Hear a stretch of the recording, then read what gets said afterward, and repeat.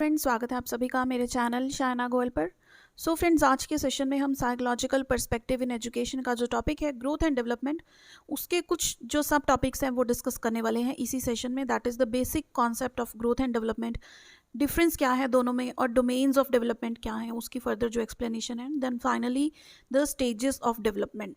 तो इस सेशन में हम ये चार जो टॉपिक्स हैं ये डिस्कस करने वाले हैं। और देखिए, मैं इसको आपको पॉइंट्स में समझाऊंगी, पॉइंट्स में एक्सप्लेन करूंगी। वो पॉइंट्स को आपने हेडिंग बनाकर पेपर में उसी तरह से एक्सप्लेन कर आना है इन रिटन, ठीक है। तो फ्रेंड्स, इस सेशन को कंप्लीट देखेगा, बहुत हेल्पफुल होने वाला है। एंड आई एम श्योर कि आपके 100% कॉन्सेप्ट क्लैरिफिकेशन हो जाएगी इस सेशन को देखने के बाद related to growth and development. तो आप खुद से भी बनाकर लिख कर आ सकते हैं क्वेश्चन, अगर आपको कोई भी टेढ़ा मेढ़ा भी आ गया पेपर में। So friends, let's begin with the session now. So friends, growth and development, ये टॉपिक स्टार्ट करने से पहले हम थोड़ी सी डिस्कशन करते हैं कि जो भी पर्सन इस दुनिया में आता है, क्या वो स्टैटिक होता है या डायनामिक होता है। दो वर्ड्स हैं हमारे पास, first is static and second is dynamic. Static मतलब स्थिर रहना, जहां पर वो है वहीं रहेगा, चाहे हम उसकी डेवलपमेंट की बात करें, उसकी ग्रोथ की बात करें, ठीक है, वो कितना बड़ा हो रहा है या फिर उसके दिमाग का जो विकास है वो हो रहा है या फिर वो बढ़ता है। डायनामिक मीन्स जो चेंज होता है, स्टैटिक मीन्स स्थिर रहना, डायनामिक मीन्स चेंज आना। क्लियर। तो हमें पता है कि चाहे बच्चा किसी भी एज में है तो उसका, चाहे हम मेंटल स्टेटस की बात करें, माइंड की बात करें, फिजिकली उसके रिलेटेड हम बात करें, क्लियर, तो वो सारी चीज़ें क्या होती हैं, बढ़ती हैं, इम्प्रूव होती हैं। क्लियर। एक सिस्टमैटिक वे से वो इम्प्रूव होती हैं। लाइक अगर हम हाइट की बात करें, सबसे पहले है ना, हाइट की बात कर लीजिए, वेट की बात कर लीजिए। तो हाइट क्या है, ऐसे तो नहीं है कि आज आपकी हाइट 5 फुट है तो कल आपकी हाइट कितनी हो जाएगी, 4 फुट 9 इंच। कैसे हो सकता है, नहीं हो सकता। तो ये क्या है, प्रोग्रेसिव चेंज होगी, एक सिस्टमैटिक चेंज होगी। क्लियर। सो उसी तरह से अगर हम बात करें अब ग्रोथ एंड डेवलपमेंट की, तो एक ओवरव्यू देखिए, डेवलपमेंट क्या होता है, ओवरऑल एस्पेक्ट, यानी कि एक पर्सन कंप्लीटली डेवलप कर रहा है हर तरह से, चाहे वो शारीरिक तरीके से हो, मानसिक हो, ठीक है, फिजिकल, मेंटल, इमोशनल, किसी भी तरह से हो, चाहे हम सोसाइटी में रहते हैं, सोशल डेवलपमेंट हो। तो ये सारी जो चीज़ें होती हैं दैट इज़ डेवलपमेंट। ग्रोथ क्या है, ये कंप्लीट जो हमने बॉक्स बनाया ना, इसको हम बोलेंगे डेवलपमेंट। डेवलपमेंट एक पर्सन की किन किन एरियाज में होती है वो सारी इसके अंदर आ जाएंगी। क्लियर। वो हम इस वीडियो में कंप्लीट डिस्कस करेंगे तो आपको ये क्लियर होगा। तो इसमें जो ये फिजिकल डेवलपमेंट है, हम इसको क्या बोलते हैं, ग्रोथ। समझ में आ गई ये चीज, यानी कि ग्रोथ क्या है, पार्ट है डेवलपमेंट का। कौन सा पार्ट है, दैट इज फिजिकल डेवलपमेंट। जो पर्सन फिजिकली, जो भी पर्सन में चेंजेस आती हैं, ग्रोथ होती है, क्लियर, उसको हम क्या बोलते हैं, ग्रोथ। This is clear. तो अब देखिए, सबसे पहले तो हम क्या कहते हैं कि जो भी चेंजेस आती हैं वो हमें क्या होती हैं, सिस्टमैटिक। सेकंड, प्रोग्रेसिव चेंजेस होती हैं, प्रोग्रेशन की तरफ हमारी जो चेंजेस है वो बढ़ती हैं, हम इंप्रूव होते हैं दिन ब दिन। क्लियर। अब थोड़ा सा इनमें जो डिफरेंस है ग्रोथ एंड डेवलपमेंट में, हम वो देख लेते हैं।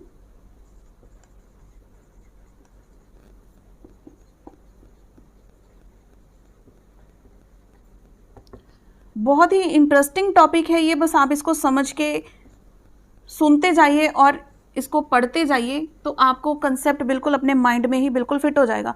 तो ग्रोथ के बारे में हमने क्या बात की थी, जो चीज़ें हम मेजर कर सकते हैं या फिर जिनको हम फिजिकल एस्पेक्ट से देख सकते हैं, तो इसको हम बोलेंगे क्वांटिटेटिव।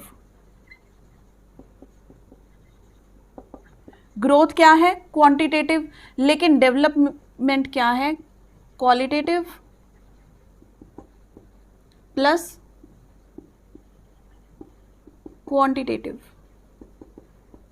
अब क्वालिटेटिव किस तरह से है, अगर हमारे माइंड में इंप्रूवमेंट हो रही है, ठीक है, हमारे मेंटल थॉट्स में, अब हम देखिए हर क्लास में आगे आगे बढ़ते जाते हैं तो हमारा जो प्रॉब्लम सॉल्व करने का तरीका है, हमारा इंटेलेक्चुअल डेवलपमेंट वो बहुत ज़्यादा होता है ना। तो as we are growing in age, ठीक है, जिस जिस तरह से हमारी एज बढ़ती जाती है तो हमारी डेवलपमेंट की क्वालिटी जो है, क्लियर, वो भी बढ़ती जाती है। तो क्वालिटेटिव डेवलपमेंट भी होती है और क्वांटिटेटिव भी होती है। क्वांटिटेटिव क्योंकि ग्रोथ तो इसका पार्ट है ही, इसमें है वो, इसमें तो है ही, लेकिन डेवलपमेंट में अपना भी कुछ अलग से है, ठीक है। देन सेकेंड हम कह सकते हैं this is related to only, this is related to only physical aspects। लेकिन जो डेवलपमेंट है ये क्या है, फिजिकल प्लस मेंटल, ठीक है, फिजिकली मेंटली ग्रो करना, देन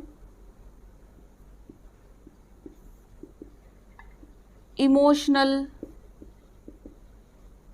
सोशल डेवलपमेंट, क्लियर। तो ये सारे क्या हैं, डेवलपमेंट के पार्ट्स, जो हम कह सकते हैं कि ग्रोथ में सिर्फ हमारा फिजिकल एस्पेक्ट की ग्रोथ होती है, लेकिन डेवलपमेंट हम कहाँ से करते हैं, फिजिकली डेवलप होते हैं, मेंटली, इमोशनली एंड सोशली हम डेवलप करते हैं। देन अब जो फिजिकल डेवलपमेंट है, क्या आपको लगता है कि एक पर्सन हमेशा बढ़ता ही चला जाता है तो उसकी हाइट का कोई मेजर कहीं पे आके रुकेगा ही नहीं? तो ग्रोथ क्या है, एक टाइम पर आकर रुक जाती है, ठीक है। तो it stops at a certain age, उसको हम क्या बोलते हैं, मैच्योरिटी। जब एक पर्सन मैच्योर इनफ हो जाता है, क्लियर, तो वहां पर आकर उसकी ग्रोथ है, क्लियर। ग्रोथ किसी भी तरह से हो सकती है, चाहे वो हम बोले कि हमारी हाइट में ग्रोथ है, बॉडी ऑर्गन्स की है, या फिर हमारी वोकल कॉर्ड में चेंजेस हैं, क्लियर। वो सारी चीज़ें हमारी ग्रोथ एक टाइम पर आकर रुक जाती है, लेकिन डेवलपमेंट एक पर्सन की कभी नहीं रुकती, ये चलती रहती है फ्रॉम वॉर्म to tomb, that is life long. Development क्या होती है, लाइफ लॉन्ग। कोई भी लर्निंग जो हम करते हैं उसका कोई भी सीमा नहीं है, कोई भी ब्रेक नहीं आता उसमें, हम थ्रू आउट द लाइफ कुछ ना कुछ सीखते हैं और वो नेचुरली हमें किसी ना किसी तरह से इम्प्रूव करता है, चाहे वो हमारा सोशल सर्कल अच्छा हो जाए या फिर हम मेंटली ज़्यादा स्ट्रांग हो जाएं, लाइफ में कुछ ऐसे एक्सपीरियंसेस होते हैं। तो डेवलपमेंट पर्सन की थ्रू आउट द लाइफ चलती है, लेकिन जो ग्रोथ है वो एक टाइम पर आकर रुक जाती है। तो this is the main point कि पर्सन की जो ग्रोथ है वो एक सर्टेन पीरियड पर आकर रुक जाती है, वो उसको क्या कहते हैं, दैट इज मैच्योरिटी। तो मैच्योरिटी क्या है, ये थोड़ा बायोलॉजिकली इन रिलेशन है, क्लियर। देन हम क्या कह सकते हैं कि this can be measured, growth को हम मेजर कर सकते हैं, लेकिन इसको हम मेजर नहीं कर सकते, it can only be assessed, clear. Then growth में क्या होता है, कुछ भी हम बात करते हैं that is just about getting bigger, चाहे वो हमारा फॉर एग्जांपल हमारी हाइट है ना, हमारा वेट है, लेकिन अगर हम डेवलपमेंट की बात करेंगे, this is talking about improvement. इसके इर्द गिर्द डेवलपमेंट का हर पॉइंट घूमता रहता है। तो इम्प्रूवमेंट चाहे हम फिजिकली कर रहे हैं, हमने जिम ज्वाइन कर लिया है ना, तो हम फिजिकली फिट हो जाएंगे, ऐसे तो नहीं है कि हमारी हाइट और बढ़ जाएगी, है ना। जब हम मैच्योरिटी लेवल पर आ चुके हैं तो उसके बाद हमारी हाइट, हमारा जो है वो नहीं बढ़ेगी, तो फिजिकली हम फिट हो जाएंगे या फिर हम मेंटली स्ट्रांग हो जाते हैं। इमोशनली जब हम काफ़ी सारे हमें इमोशनल टच मिलता है, जॉइंट फैमिली में रहते हैं तो इमोशनली का हमें ज़्यादा पता लगता है। जो बच्चे न्यूक्लियर फैमिली में रहते हैं, ठीक है, जिस सिर्फ अपने पेरेंट्स के साथ रहते हैं, उनको इमोशनल फैक्टर उनमें इतना नहीं होता। जो बच्चे जॉइंट फैमिली में रहते हैं, ठीक है, अपने चाचा चाची के साथ, दादू दादी के साथ, या आई मीन टू से ग्रैंड पेरेंट्स के साथ भी रहते हैं, तो वहाँ पर इमोशनल फैक्टर ज़्यादा होता है, इमोशनली वो ज़्यादा डेवलप होते हैं क्योंकि इतने सारे पर्सन्स के साथ उनके इमोशंस जुड़े होते हैं। तो सोशल फैक्टर में हमारा जो सोशल सर्कल होता है, ये चीज़ें इस पर डिपेंड करती हैं। So I hope this thing is clear, ये चीज़ें आपको क्लियर हो गई होंगी।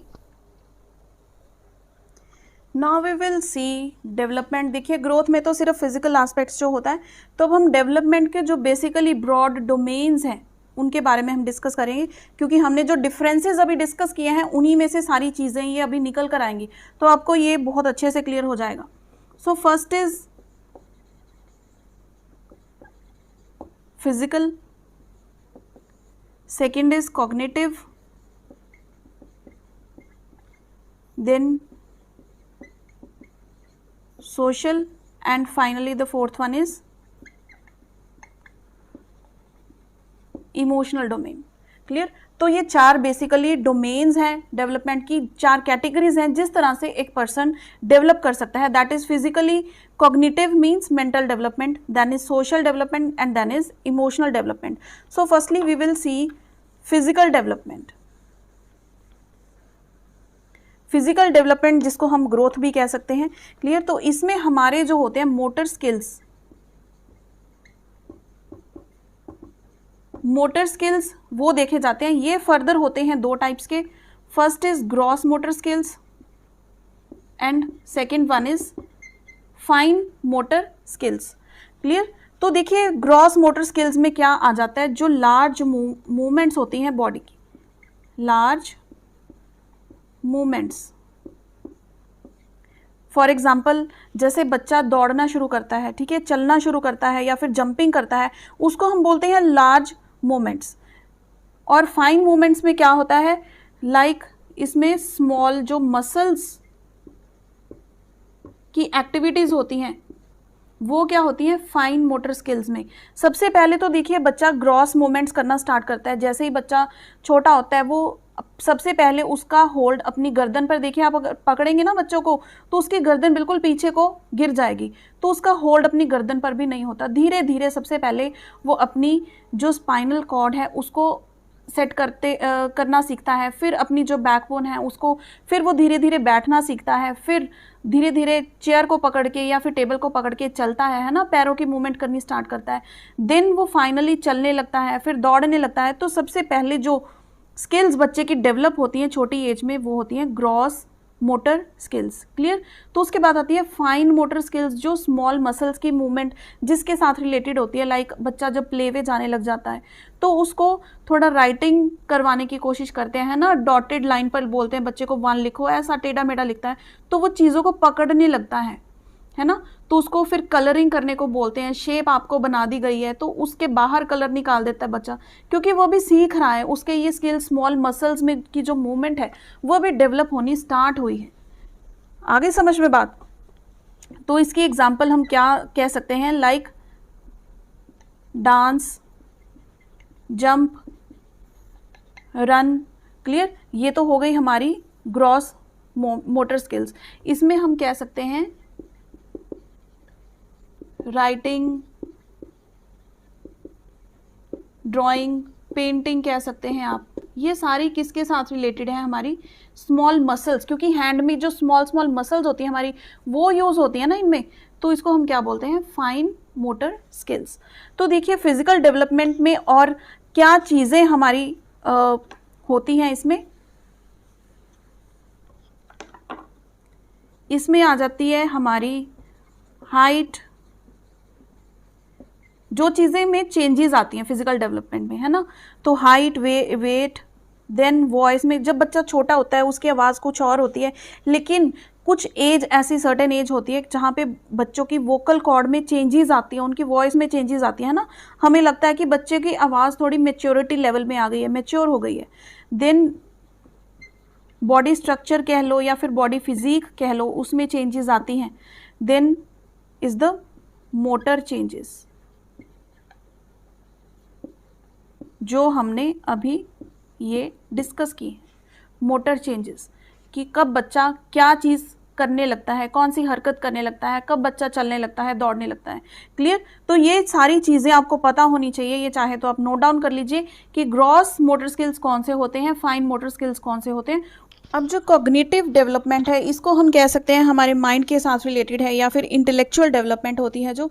तो कॉग्निटिव डेवलपमेंट की जो थ्योरी है वो किसने दी थी, that was given by gene Piaget. तो ये चीज़ क्वेश्चन, फिर ये थ्योरी किसने दी है, जीन पियाजेट ने। ये पॉइंट आपने डेफिनेटली नोट करना है। अब देखिए कॉग्निटिव डेवलपमेंट में क्या होता है, हमारा माइंड क्या करता है, सोचता है। चलो जी, थिंकिंग, कौन कौन सी चीज़ें आती हैं वो सारी देखने वाले हैं। थिंकिंग, रीजनिंग, सोचना, फिर तर्क करना चीज़ों पे। देन लॉजिक फॉर्मेशन, एक चीज़ को दूसरी चीज़ के साथ रिलेट करके देखना। देन इज कंसेप्ट फॉर्मेशन,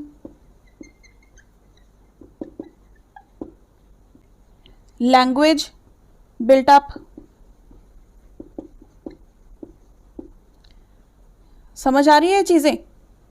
बिल्कुल लॉजिक होता है कि कोई भी चीज़ों के साथ एक का लॉजिक दूसरे के साथ जुड़ता है तो चीज़ों पर हम वन बाय वन आगे की आगे प्रोसीड करते रहते हैं।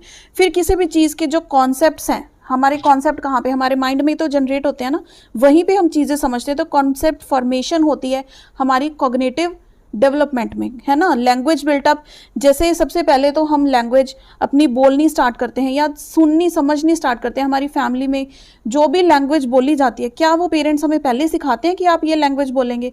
बच्चा वही सुन सुन कर लैंग्वेज सीख जाता है। तो वो क्या होता है, लैंग्वेज बिल्टअप हो जाता है। जो हमारी मदर टंग होती है, जो फैमिली में हम लैंग्वेज यूज़ करते हैं, वही बच्चा सबसे पहले बोलना स्टार्ट करता है ना। तो लैंग्वेज बिल्टअप को हम अभी डिस्कस करेंगे। इसके अलावा और क्या होता है, लाइक प्रॉब्लम सॉल्विंग,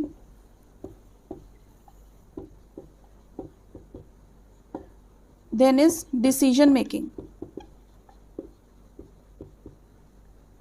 तो आपको क्वेश्चन क्या आ सकता है कि decision making lies under which domain of development. तो आपको 4 ऑप्शंस दे दी जाएंगी, तो आपने देखना होगा कि किस चीज़ के साथ रिलेटेड है डिसीजन मेकिंग। क्या चीज़ डिसीजन बनाती है? हमारा माइंड, हमारी कॉग्निटिव डेवलपमेंट होती है, तो हम डिसाइड कर पाते हैं। ना हमारी सोशल डेवलपमेंट, ठीक है, ना हमारी फिजिकल डेवलपमेंट, लेकिन हमारी कॉग्निटिव डेवलपमेंट रिस्पॉन्सिबल है किसके लिए? डिसीजन मेकिंग के लिए, प्रॉब्लम सॉल्विंग के लिए और इन सभी चीज़ों के लिए। Now next is social development. तो सोशल डेवलपमेंट क्यों चाहिए हमें? क्योंकि हम कहाँ पे रहते हैं? सोसाइटी में रहते हैं ना। तो सोसाइटी की नॉर्म्स के अकॉर्डिंग रहने के लिए सोशल डेवलपमेंट होनी बहुत ज़रूरी है। सोशल डेवलपमेंट में क्या कुछ आ जाता है? जो हमारा सोशल बिहेवियर है, घर पे हम चाहे जैसे भी हैं, लेकिन जब हम सोसाइटी में आते हैं तो हमारा बिहेवियर किस तरह का है, ठीक है। इसमें सोशल में फर्दर आ जाता है मॉरल या फिर कैरेक्टर डेवलपमेंट भी इसके अंडर ही आ जाता है। तो इसमें हम कहते हैं कि हमारी जो मॉरल वैल्यूज़ हैं वो चीज़ें किस में आती हैं? सोशल डेवलपमेंट में। क्लियर? या फिर डेवलपिंग रिलेशनशिप्स, एक दूसरे के साथ हमारा किस तरह का रिलेशन है, फ्रेंड रिलेशनशिप है या फिर हम किसी से झगड़ा करते हैं, that all is covered under social relationship. तो मॉरल के बारे में अगर पूछा जाए या कैरेक्टर डेवलपमेंट, वो किसका पार्ट है? That is the part of social development, ठीक है। तो now finally we will see the emotional development. So emotional development की अगर हम बात करें तो इसमें क्या क्वालिटीज़ आ जाती हैं? लाइक लव, रिस्पेक्ट, है ना, फेयर, एंगर, ये सारी चीज़ें किस में आती हैं? इमोशनल डेवलपमेंट में। जैसे मैंने एग्जांपल ली थी कि 2 सिचुएशंस हैं, एक तो है जॉइंट फैमिली, क्लियर, एक है न्यूक्लियर फैमिली, यानी कि जॉइंट फैमिली में ग्रैंड पेरेंट्स भी साथ में हैं और न्यूक्लियर फैमिली में बच्चा सिर्फ अपने मदर और फादर के साथ रह रहा है। तो इमोशनल डेवलपमेंट किस में ज़्यादा होगी?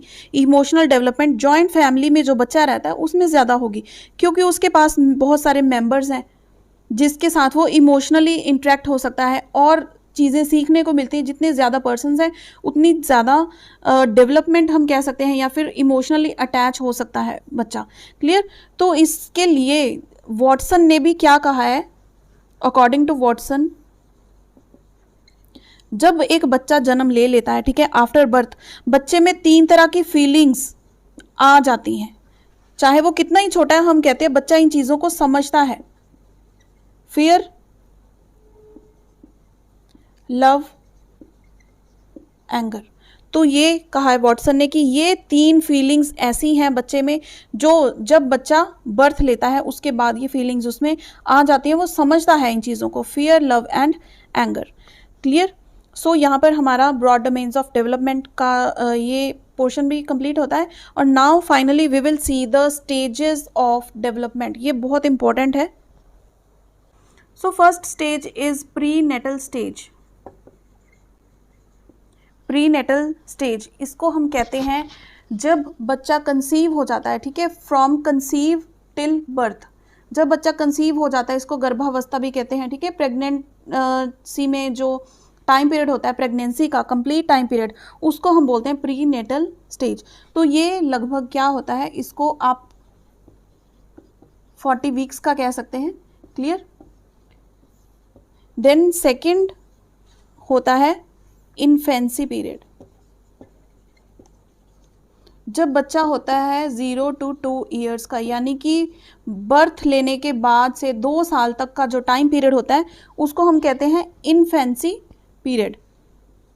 इनको हम देखिए वन बाय वन डिटेल में डिस्कस करेंगे। Then is the childhood. Childhood का टाइम पीरियड होता है 2 to 12 ईयर्स का। ये फर्दर 2 पार्ट्स में डिवाइडेड होता है, early childhood and later childhood. तो ये भी हम आने वाली वीडियो में देखेंगे चाइल्डहुड में। Then finally the fourth stage is adolescence. Adolescence का जो टाइम पीरियड होता है that is from 12 to 19 years of age. Clear? तो ये 4 स्टेजेस बेसिकली होती हैं। अगर हम चाइल्ड डेवलपमेंट की बात करें जनरली, तो जनरल स्टेजेस यही 4 होती हैं। इनमें फर्दर हम कर सकते हैं लाइक चाइल्डहुड में early childhood, then later childhood, फिर एडोलसेंस के बाद हम बात कर रहे हैं चाइल्ड डेवलपमेंट की। अदरवाइज इसके बाद फिर ओल्ड एज भी आ जाती है। क्लियर? हम वो चीज़ें नहीं देख रहे हैं, हम बात कर रहे हैं चाइल्ड डेवलपमेंट की। तो उसमें ये 4 स्टेजेस आएंगी। अब हम सबसे पहले देखते हैं प्री नेटल स्टेज। सबसे पहले तो देखिए प्री नेटल स्टेज 40 वीक्स। इसको आप टाइम पीरियड देखिए किस तरह से आपने देखना है। इसको या तो 40 वीक्स कह सकते हैं या फिर 280 डेज। क्लियर? 280 डेज, या फिर आप इसको 9 मंथ्स, आप इसको 9 मंथ्स 10 डेज। तो तीनों तरह से हम क्या कह सकते हैं कि प्री नेटल जो पीरियड होता है वो कितनी देर का होता है, वो 40 वीक्स का होता है, 280 डेज का होता है, या फिर वो 9 महीने और 10 दिन का होता है।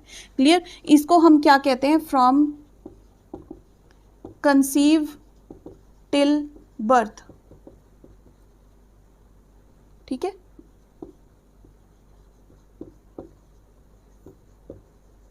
गर्भावस्था भी इसको कह देते हैं हिंदी में। जितना टाइम प्रेगनेंसी पीरियड होता है उसको हम कहते हैं प्री नेटल स्टेज। अब देखिए जो बच्चे की फिजिकल डेवलपमेंट है, हमने ग्रो उसमें बात की थी डोमेन्स में। फिजिकल डेवलपमेंट होती है ना बच्चे की, और जब बच्चा जन्म लेता है वो कंप्लीटली एक फिजिकली डेवलप होकर बर्थ लेता है। क्लियर? तो ये है प्री नेटल स्टेज के बारे में। Now we will see the infancy stage.